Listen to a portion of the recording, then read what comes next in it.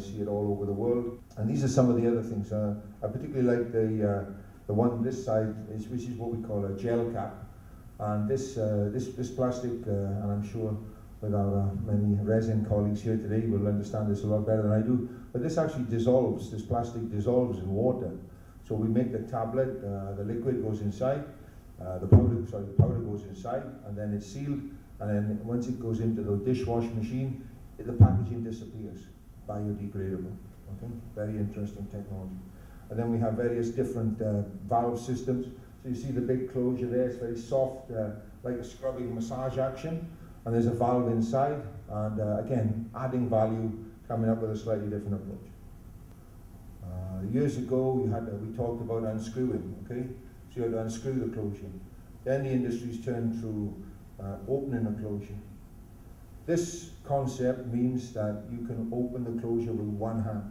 So many things these days are done with one hand, okay?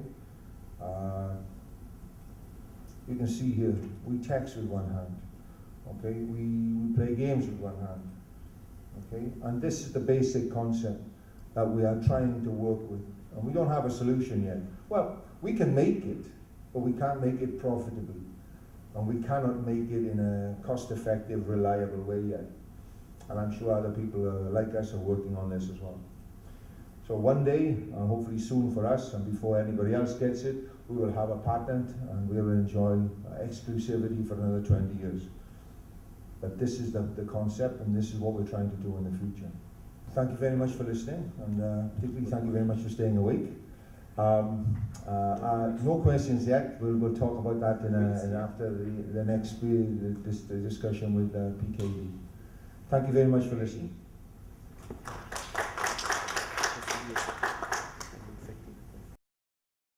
Good morning, everyone. Today, I would like to share with you my presentation that is Sustainable Solutions for Packaging. So my name is PK Lee. I'm coming from Poly-1 Corporation, and I'm based in Shanghai. This is our liquid color, which is under the trademark of Precision, and this is the one type of coloration that we go to market, especially for clear resin, clear thermoplastics such as PET and PC, because liquid color is very good, especially for the coloration of transparent and clear resin such as PC and PET. There is many options to reduce the environmental impacts for plastic, and the main three is actually reduce of the material consumption through lightweight and down gauging, and recycle by adding recycle inside the packaging, like a post-consumer recycle. Current trends in packaging are moving towards what we call clear packaging, especially for the food and beverage packaging, because consumers would like to can see through the packaging and to see their products, whether this food is fresh or not. Sustainable packaging, which have the criteria of reduce, that is lightweight, and also down gauging, recycle, that is input of the post-consumer recycling content. We have a more better rate of crystallization.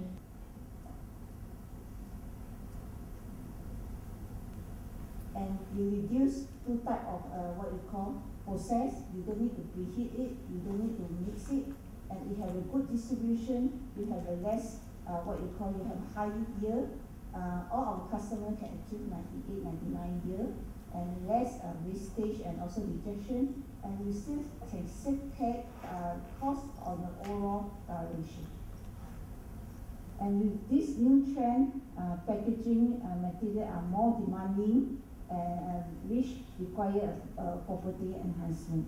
And what our Poly-1 solution to our customer, to our consumer, to the packaging industry is that we supply specialized products with strict regulation compliance with our non-certified trash. It means that when we say that it's FDA compliance, then it's FDA compliance throughout the life cycle of our products. So what we refresh, we do. So what we do, refresh.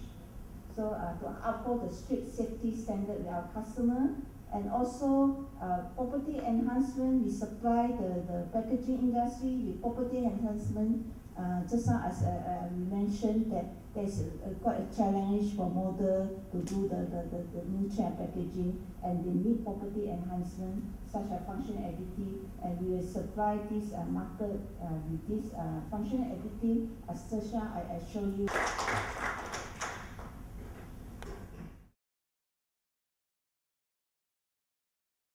So if you have any questions either for myself or for PK, we'd be delighted to take them.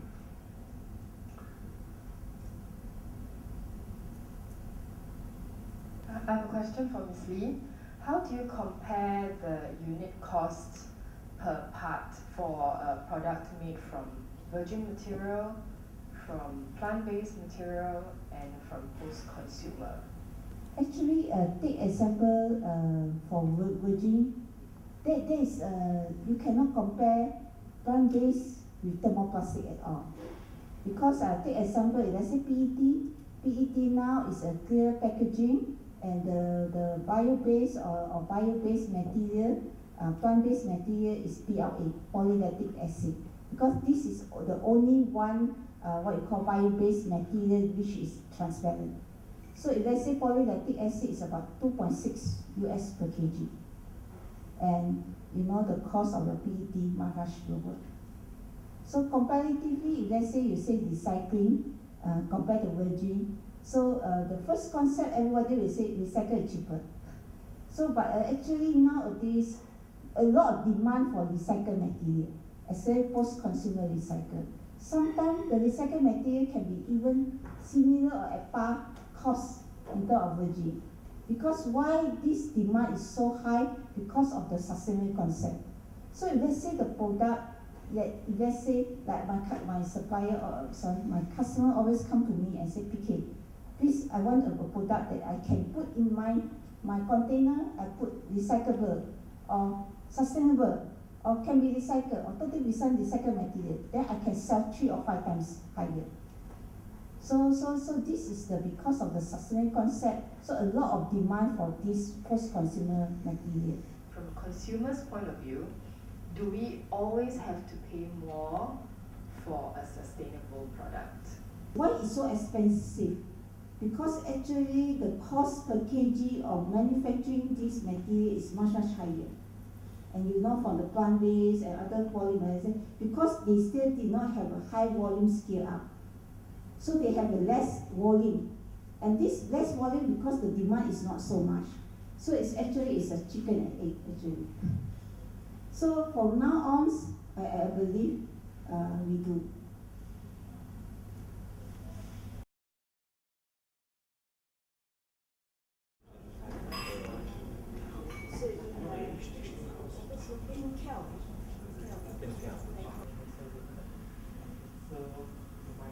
Okay. Yeah.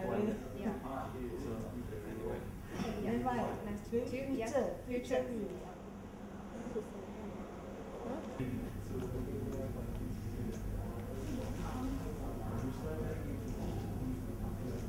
It's a very strange. Well,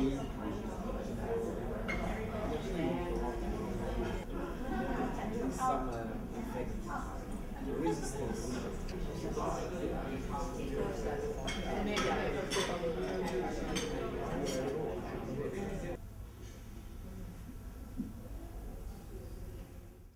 This morning we had 2 magnificent speakers. I thought the first one was particularly good. And thanks very much to PK for her contribution. Very interesting this morning. This afternoon we have 2 presentations: thin wall packaging applications and flexible packaging, the challenges and the issues that are faced. First of all, I'm going to introduce James Ong from Baruch, a supplier of ours in the company. And it's so nice to be in the industry and to know so many people that know each other as well. So it's really great. Baruch, a well-established company, and basically produce value-creating solutions, plastic solutions. They focus on differentiated high-end applications in the Middle East and also in Asia Pacific. And whilst there are many competitors in the wider sense, there's always a unique contribution that each company makes, and Borouge is one of those. James is the application marketing manager, and he's going to speak to us this afternoon about thin films. But I noticed that very recently Borouge have been very active in the market, and they make about 4 million tonnes per annum, I believe, and have very ambitious targets in the future. And I don't know if you know, James, but you're going to about triple your output in the next 5 years, which is very ambitious. Presently, they've just announced a very large deal to build 3 polyolefin plants in Abu Dhabi. Good afternoon, everyone. Thanks, Mr. Ashley, for the kind introduction. These are the topics that I want to share with you all today. First one is why PP is a better choice for packaging material compared to other choices of plastics material. Next is what is so special about Borstar technology. I will share a bit more in detail why are we able to make unique resins to meet the market demand.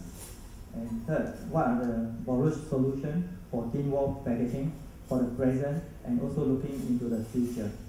Okay, and finally, I want to share with you who Borouge actually is.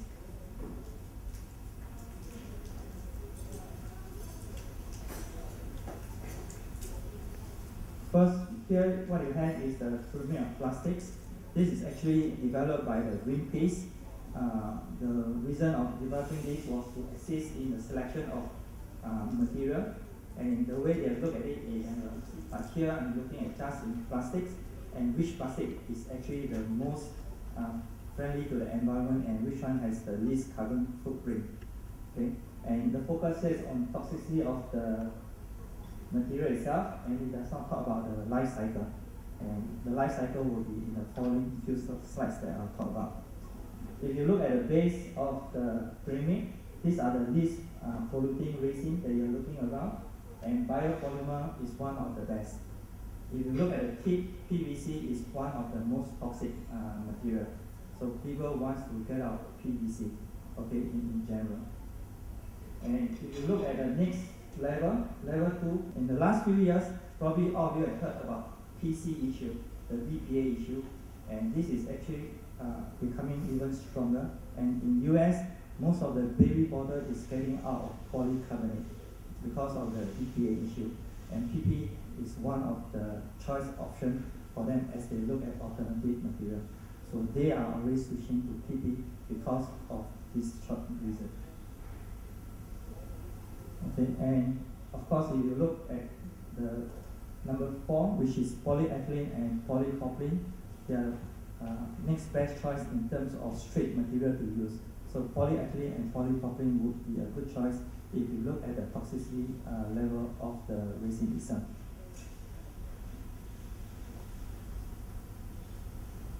Just, I think, okay, I put out this article 2 days ago. It came out in the Singapore newspaper, and I just want to emphasize that the consumer are getting more aware of the choices of material, and people who make decisions on what plastics to choose has to make sure that they choose the right plastic from day one and not be caught in a situation where after they choose that material, make a product and sell in the market, and then it goes into such kind of issue where your name will appear in the company and it's not good positive image for the organization. Okay, here overall what we want to look at is PP is an attractive balance for packaging for few reasons. The key one of them is function. Okay, PP is a very versatile material. If you look at some of the key trends today, I think the previous speaker has also mentioned that is replacing traditional material like glass, paper, and wood. Okay, so I think this is a good choice. And the other one is to make the product thinner, okay, but at the same time maintaining the same physical properties that you need. And this is a big challenge because not many company or resin company can make such kind of resin for this industry. The next one is reducing the transportation cost and breakage during the transportation itself. So you need a very robust packaging. So when you look at some of these art, which is recycle and reuse, you realize that you need specific resin with specific properties to meet this requirement. Okay? If you don't have such kind of special resin, you will never be able to meet the properties required to make those containers. First thing you look at is you need really high flow resin with good balance of stiffness and impact. And when I say high flow, is typically the part flow ratio is above 200. That means the flow length and the thickness is above 200. So that's why your melt flow rate has to be much higher. Second, the mole release has to be very good. So these are the 4 points that I want to share. First, you look at the energy to produce resin. Compared to others, PP is the second least one that needs energy. Next, we look at greenhouse emission. This is the amount of CO2 equivalent that is emitted over the day the product is being produced to the day the product is being disposed of. So the main contributions come from during the production itself of the resin. And CO2 equivalent means that we are looking at carbon dioxide, methane, and the nitrous oxide, these three gases. Okay? And if you look at PP, it's about 47% lower than PET. The next one which I mentioned is the financial, which I say is one of the most critical reasons.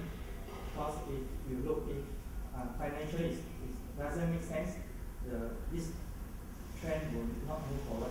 As you look, biopolymers is more expensive, so the chance of it really taking off in a big way is going to be difficult.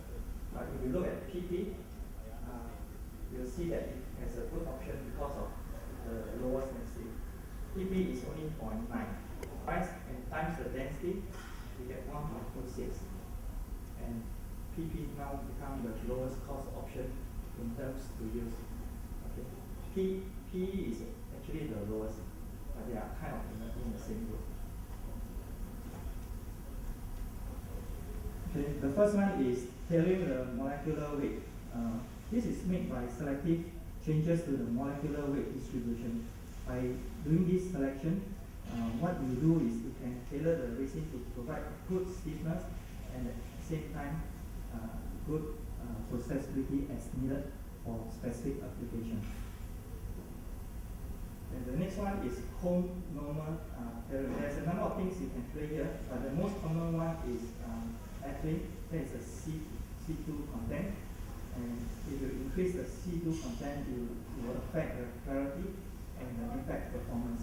So as I was mentioning, if you have good balance impact and you have high flow, but you want it to be higher impact, you actually can adjust the C2 to be higher, so you get a decent impact with a high flow material. Elements in the plastics. And it's basically what it does is this one will give you very good clarity and stiffness in the plastics, which is an odor, which is very important, especially since all this container goes into food packaging. Taste and odor is a very important factor.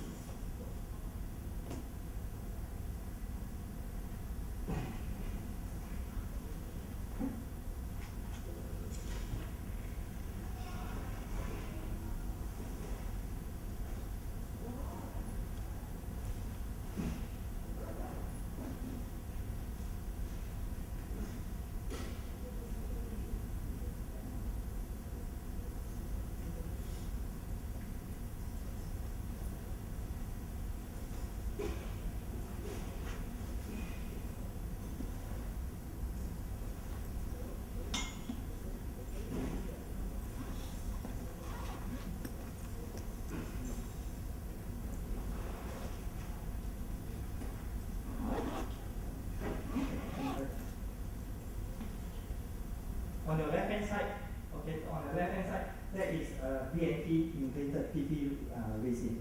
You can see the crystal appear much faster, it's very small.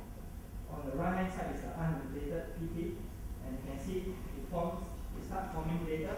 The crystals are much bigger and they are not as even. Okay, I'll show you one more time how this.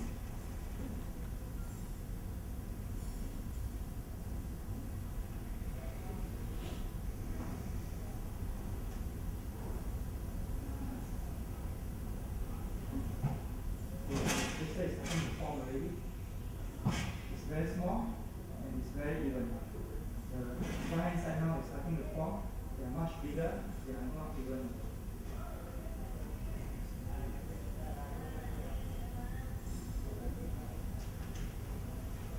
So this will make, even though PP is the same, with different additive and different structure, you have a lot of different properties.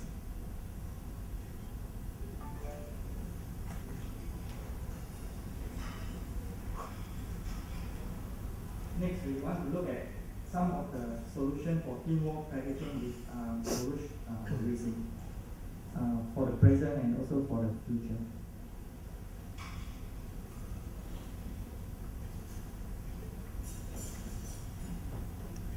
Borouge offer 3 types of polymer, homopolymer, random, and block. And these are most of the PV